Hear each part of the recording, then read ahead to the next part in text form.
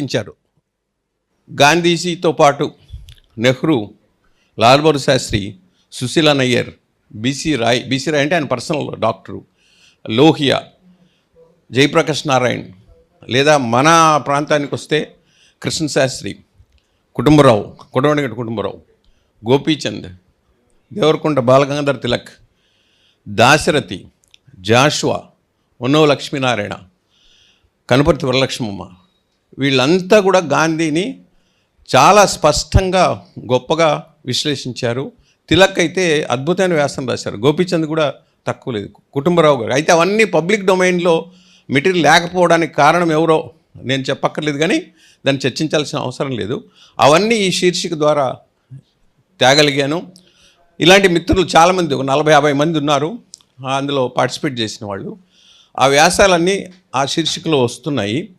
గాంధీయే